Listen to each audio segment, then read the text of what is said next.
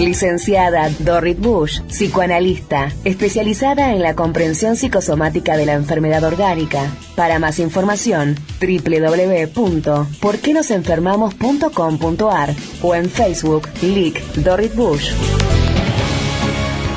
Gracias, querido Juan Anacleto Llanos en la operación técnica. Seguimos aquí con esta preciosa jornada de jueves. Es momento de saludar a nuestra queridísima licenciada Dorrit Bush, nuestra psicoanalista especialista en psicosomática. Buen día, licenciada Dorrit Bush. ¿Cómo le va? Buen día, Jorge. ¿Cómo está usted? Bien. ¿No se bien. está volando con el viento? No, a mí lo que me preocupa esta época, como siempre, es la alergia, que me molesta tanto, pero son cosas que no puedo cambiar, así que bueno, las tengo que... nada. Están ahí. La alergia que la gente atribuye a la primavera, ¿verdad? Muchas veces. Sí. Y todos dicen, bueno, y ya estamos en el tema de que nos habíamos propuesto hoy, ¿no? Todo tiene que tener un porqué y todo tiene un porqué.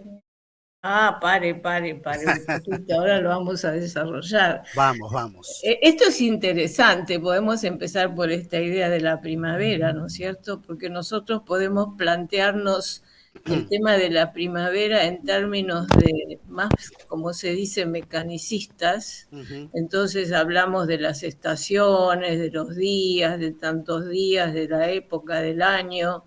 Medimos, ¿no? Tantos días, a partir de tal día empieza la primavera, a partir de tal día termina, etcétera. Hay un porqué que tiene que ver con la búsqueda de las causas eficientes, ¿no? Que esto lo vamos a ir charlando ahora durante este rato que hablamos juntos. Pero también hay otro porqué. Y está cuando uno se pregunta, ¿y por qué me gusta a mí esta persona y no me gusta esta otra persona? Cuando yo me hago la pregunta de ese por qué, que también siempre está. Entonces, no estoy buscando lo que se dice la causa eficiente y mecánica. Estoy buscando comprender algo, ¿no? Y estoy buscando que, en lugar de buscar la causa eficiente, yo busco lo que significa, lo que la empatía, todas estas cosas que hemos hablado tanto tiempo y tantas veces en este espacio y que son todas cosas que no se pueden, yo digo cosas, ni siquiera son cosas, pero no se puede medir, no se puede pesar, no se puede, ¿no? Yo el tiempo lo puedo medir, en tanto, aunque Einstein dice que la idea de tiempo es una pura ilusión, pero estamos tan acostumbrados que nos cuesta mucho convencernos de esto y no me voy a meter por este lado, pero aparentemente sí lo podemos medir, tantas horas, 24 horas de un día, etcétera, tantos meses, pero la primavera tiene un significado también. ¿Y qué significado tiene la primavera? La primavera está muy vinculada también a todo lo erótico, a todo lo que tiene que ver con los sentimientos que florecen, a todo, vio, las flores florecen, todo brilla. Y entonces, ¿qué puede pasar? Puede también pasar de que, aparte de que yo no tolere las florcitas que caen de tal o cual árbol, ¿no? Porque además es interesante, porque hay días que las tolero y otros días que no las tolero, y soy la misma, más o menos la misma, y la misma flor, y bueno, y etcétera. Siempre la cuestión de que no se explica bien. Entonces uno dice, bueno, hoy tengo más defensas y ayer no tuve defensas, pero la primavera tiene un profundo significado.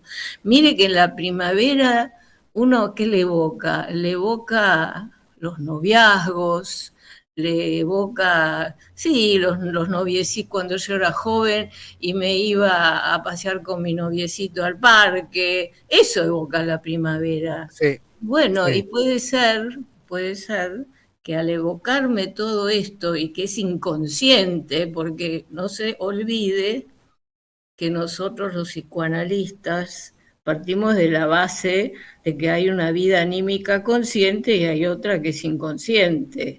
Entonces es la inconsciente la que trabaja ahí adentro mío Y supóngase que en ese momento se me empiezan a despertar vivencias que tienen que ver con esto que le estoy relatando, ¿no? Y bueno, y entonces de repente empiezo a estornudar y empieza a correrme agua de la nariz y yo no sé por qué, pero tal vez tenga algo que ver, porque mire que el verano te evoca otras cosas. Sí. El verano te evoca el calor, te evoca la playa, bueno, y el otoño y el invierno ni que hablar. Es muy interesante porque la gente generalmente se pesca una gripe en el invierno, ¿no? Que el invierno tiene que ver con el frío, que el frío tiene más que ver con la soledad. Entonces, bueno, volvamos a esta cuestión, ¿no? Así que habrá que ver, perdón que le diga, que evocará adentro suyo toda la cuestión de la primavera, ¿no? Sí, todo lo que usted dice y un poco más, como creo que a todo el mundo. Y que son cosas que a veces uno recuerda inconscientemente y que tal vez ya no estén, a veces uno recuerda lo lindo que fue en otras épocas, toda esta época, y que hoy tengo que darme cuenta que ya no es, y entonces se mezcla con los duelos que tenemos que hacer permanentemente, porque la vida y porque vivir es siempre, nos guste o no nos guste, hacer algunos duelos. Algunos son, y a medida que uno crece, y a medida que uno se va haciendo más grande, y bueno, los duelos también suelen ser un poquitito más pesados. Sí. Y sobre todo lo que pasa es que si los fui escondiendo, como usted siempre dice, que me recita a mí misma, ¿no? Me dice que pongo la basura debajo de la alfombra, ¿no? A medida cuando tengo 20 o tengo 30, ya un poquitito meto algunas cosas debajo de la alfombra, y después tengo 40, la famosa crisis de los 40, y después 50, y bueno, y así sucesivamente. Esos son los duelos que yo siempre traté de evitar, ¿no? Y entonces, no, todo bien, todo bárbaro, qué sé yo me sigo vistiendo como si fuera una joven de 14 y que no importa, o una joven de 20, o un joven de 20, etcétera. Y un buen día, bueno, los duelos se me vienen un poco de encima, ¿no? Y cuando se me vienen de encima, ahí se arma un poco un lío, y ahí también a veces puede pasar que surja algún tipo de enfermedad, porque de golpe enfrentarme con mucha cosa así, por eso siempre decimos, es bueno ir entrenándose a hacer los duelos, ir dándose cuenta, no tenerle tanto miedo. Bueno, si yo ya hoy a los, póngale, 40, no veo que ya no puedo ir haciendo lo que hacía cuando tenía 20, y bueno, pero hay tantas otras cosas que yo puedo hacer, tantísimas, ¿no? Entonces, bueno, ir aceptando, ir sustituyendo una cosa por otra, en lugar de correr 30 kilómetros, voy a empezar a correr 10, y tampoco soy tanto menos feliz porque ahora corro 10 y antes corría 30, pero bueno, nos vamos para otro lado, ¿no? Hay que amoldarse. Claro, hay que amoldarse, adaptarse, resignarse, que es otra palabra que a la gente no le gusta porque pero resignar significa cambiar de signo, ¿no? Entonces, la gente no le gusta esa palabra porque suena como a que, bueno, entonces se acabó todo. No se acabó todo.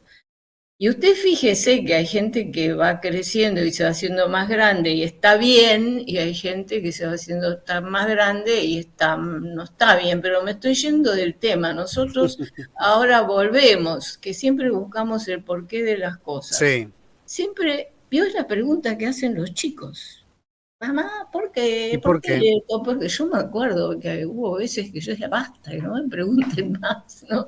¿Por qué? ¿Por qué? Es la pregunta por el origen, es la pregunta por de dónde venimos, a dónde vamos, que eso también siempre es muy intrigante, la pregunta por lo que te pasa a vos o por lo que me pasa a mí, y muchas veces nos empecinamos, como le dije hace un rato, a buscar la causa. Pero la causa es muy, así dicho, es muy de la manera de pensar mecanicista, ¿no? Y esto como tiene tanto que ver con la enfermedad también, ¿no? Entonces yo tengo un auto y no arranca, y entonces lo llevo al taller y busca la causa, porque el auto es una máquina. Ujú. Y la máquina tiene algo muy particular, que yo la puedo ir separando en partes, ¿no?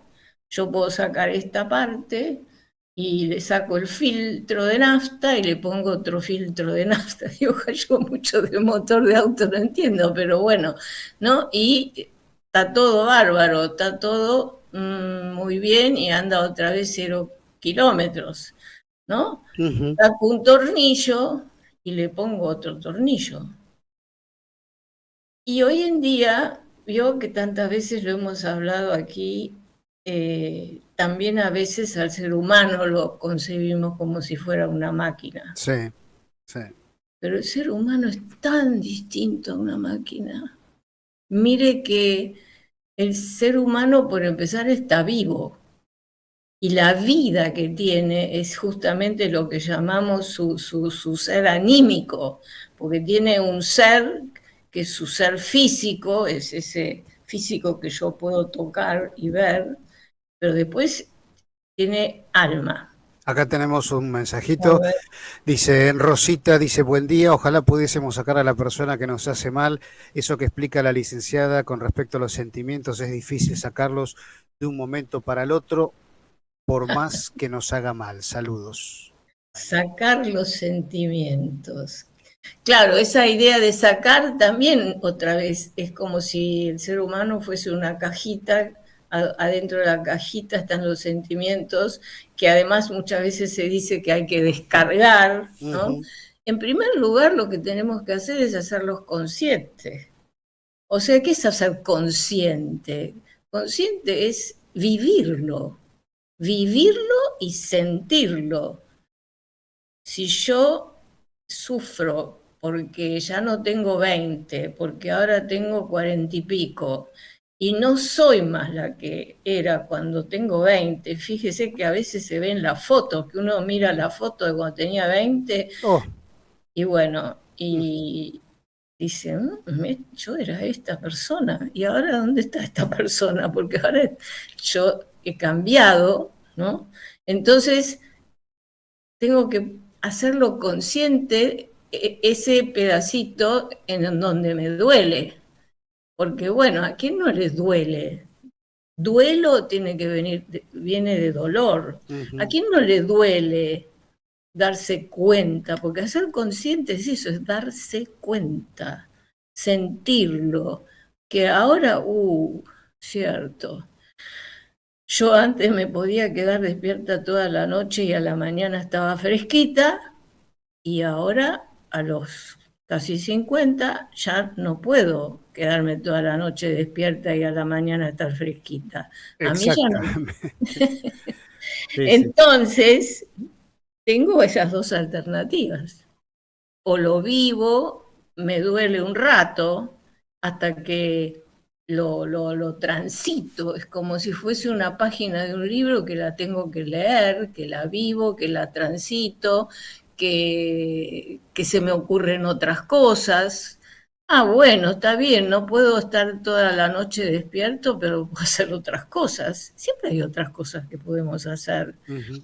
Y bueno, y eso es lo que siempre digo, ir elaborando la cuestión, mientras que en otro momento yo no lo quiero vivir, lo mando al sótano, como siempre decimos en este espacio, Sí, lo mando al sótano, chao, lo niego, me mando lo que se llama una flor de negación y sigo conduciéndome como si tuviera 20, y bueno, y tal vez me hace mal, tal vez entonces yo tengo que empezar a tomar algo para mantenerme despierto porque ya solo no puedo, etcétera y etcétera. Acá hay otro mensaje, dice Acuarela 2022. Bueno, beso grande para Acuarela, dice muchas de las cosas, perdón, muchas de las cosas que nos pasan tenemos la culpa nosotros y ese es uno de los grandes problemas que él tiene el ser humano, hacerse cargo de sus errores y empezar de nuevo. Saludos.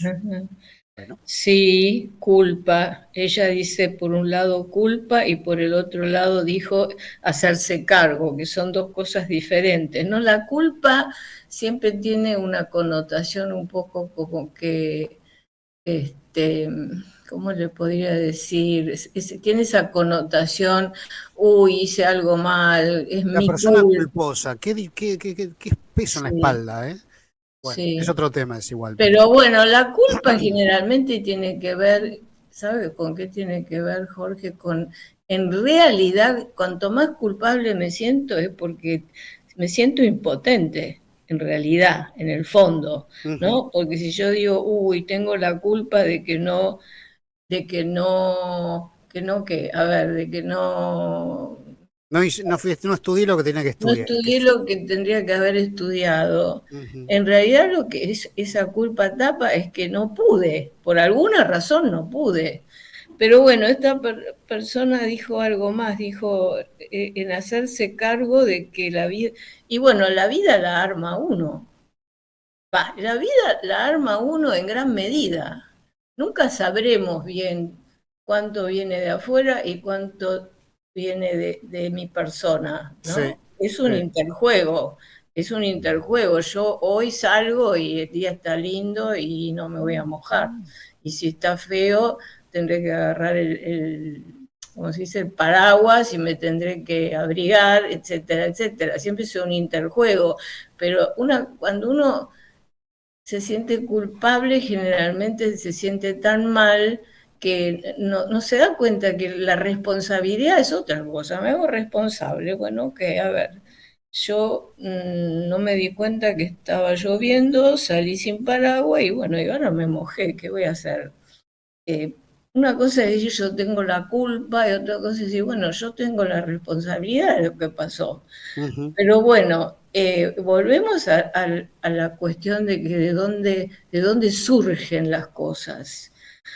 ¿De dónde surgen? Vio justamente con esta postura más mecanicista de pensar de que el ser humano es como una máquina. Hacemos muchas cosas en el ser humano que más o menos después funcionan. Es decir, al auto le saco el tornillo y le pongo otro.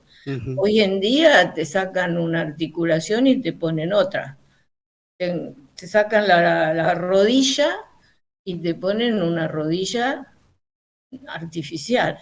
Pero no el pensamiento y el amor o lo que fuere, lo que está dentro es difícil, es difícil. ¿Qué cosa es difícil? Y lo que uno quiere cambiar, cambiar cosas que están mal, cambiar una pareja porque no está llevándose bien, todo eso es más difícil.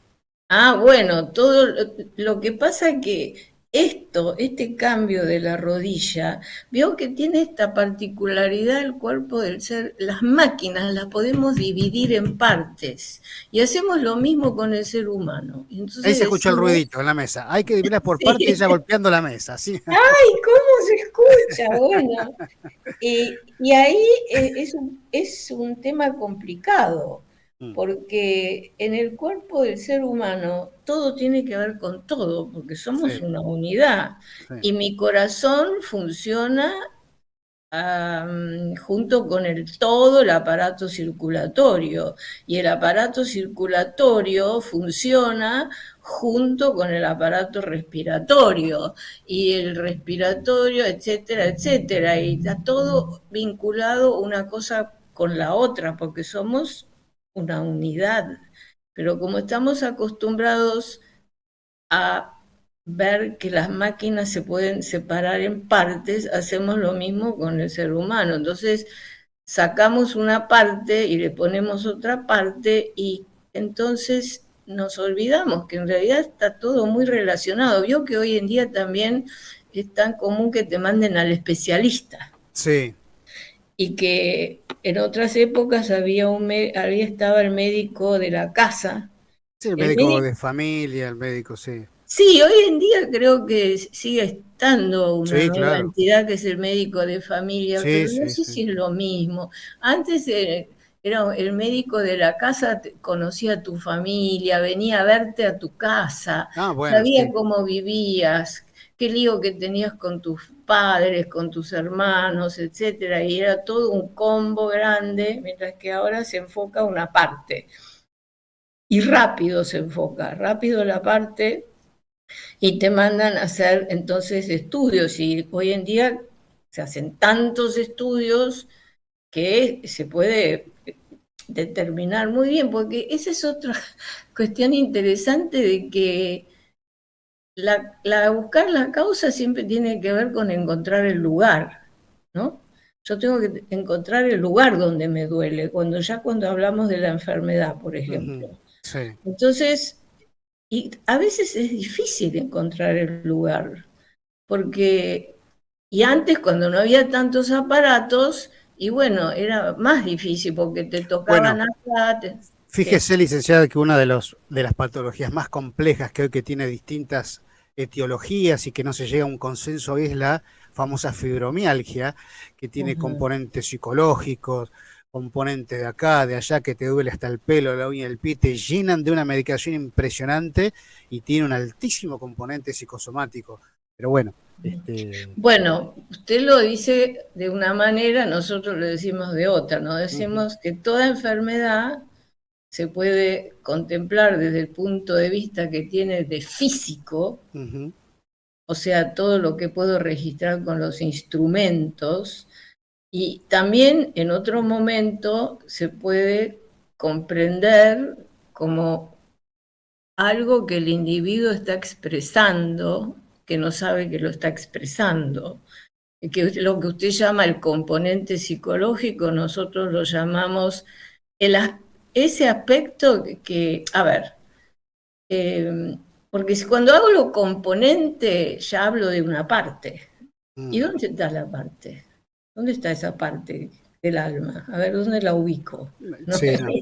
Es muy difícil ubicarla. Yo puedo ubicar el cuerpo, pero el alma no la puedo ubicar. Por eso es más comprensible cuando yo digo que todo lo que yo voy a conocer, incluso la enfermedad, lo puedo contemplar desde el punto de vista físico o desde el punto de vista anímico, desde lo que significa. Por eso vuelvo a este asunto. Una cosa es el porqué de la causa mecánica y otra cosa es el porqué del significado. Y el significado, a la larga, es más importante casi que la causa física. Mire usted, cuando a Ujú, mí me dan un análisis de sangre y me dicen, vos tenés demasiado alta la glucosa, ¿a mí por qué me importa eso? ¿Por qué? Por lo que me significa. ujú, ¿Y qué me significa? Uy, que me voy a enfermar. Uy, que esto, uy, que aquello. A mí no, el número en realidad no me importa. ¿Qué me importa el número? Me importa lo que significa. Entonces, a nosotros nos gusta más pensar que, a ver, por ejemplo, cuando tengo dolor de cabeza, desde un punto de vista yo podré tal vez localizar con una tomografía computada qué es lo que estará pasando con los vasos, etcétera, craneales y cerebrales y etcétera, o puedo comprender, una cosa es explicar mecánicamente y otra cosa es comprender que este individuo está tratando de pasar todo lo que le pasa por la razón. Justamente, razonar. Y se pueden razonar algunas cosas y otras cosas no se pueden razonar porque pasan más por el corazón, por lo que siento. Yo le vuelvo a decir, si a usted le dicen, ¿y a vos por qué te resulta simpática esta persona? Y yo qué sé. ¿Cómo se lo explico racionalmente? es increíble. Yo sigo en una red social, no importa, un gimnasio X. Y el tipo, el dueño del gimnasio, qué cosa que extraña. Hoy me pasó eso. Y estaba viendo que lo vengo siguiendo y muchos dicen que es un tipo agrandado por el físico, por esto. Y a mí el tipo me cae bien. Y hoy Sí. lo vi que le hicieron una nota en televisión a la mañana. Dije, uy, mira este hombre que el que sigo por las redes sociales. Me cae bien el tipo. Y me quedé pensando en eso. ¿Por qué me cae bien a mí y a tanta gente le cae mal? Pero bueno, qué Y sé yo. bueno, eso es más comprender. Eh, Eso no es buscar la causa. Cuando busco causa, separo en pedacitos a la máquina y lo digo, es acá. Cuando comprendo un significado me conecto empáticamente y sí, bueno, seguramente si esto se hablara más tiempo, en algún momento se podrá ir comprendiendo por qué una persona me cae bien y por qué otra, que tenemos cosas en común, muchas cosas en común. Vaya a saber, yo con Juan Pérez tendré ciertas cosas en común y con María tendré otras cosas en común y con la tercera capaz que no tengo mucho. Y entonces uno no, ¿cómo, cómo funciona? Por ese lado viene la cuestión de la empatía también, ¿no? ujú. Pero bueno, me estoy dando cuenta que ya estamos muy cerca de la hora Sí, estaba viendo eso. y ya están esperando para llamarme, así que Perdón, le mando un beso grande a Rosana, a Claudia y a Belén, que nos dicen muy linda la charla. Les mando un beso grande, los seguimos. Gracias, muchísimas gracias. Y nada, para mí siempre es un placer escuchar y todas estas cosas que nos pasan a todos los días. Que como decía la licenciada, dice el título de la charla de hoy, todo tiene que tener un porqué. Debería tener un porqué. Eh, bueno, esto, además mm, siempre lo buscamos y sí, el porqué que más nos importa siempre en el fondo es el significado que tiene, qué me significa, ujú, ¿no? Porque supóngase que mañana te dicen que va a volver a venir una pandemia, nos no, pegan un susto bárbaro por lo que significa, claro, ¿no? claro. Esos son los significados, son importantes. Bueno, querido Jorge, queridos oyentes, será hasta el próximo jueves. Muchas gracias, como siempre, un placer escucharla. Bueno, Un besote muy grande. igualmente. Adiós, adiós, licenciada. Gracias a la gente que se ha aprendido con nosotros, que nos escucha, que nos ven. Sepan que pueden seguirla a la licenciada Dorrit Bush en www.porquenosenfermamos.com.ar, en Y en sus Instagram. canales, en Instagram también, en sus canales de YouTube, en Instagram, YouTube, ya lo dije, en Facebook, perdón. Ponen link Dorrit Bush y la pueden seguir. Por supuesto, en YouTube están todas nuestras charlas que subimos siempre aquí en Radio Salud.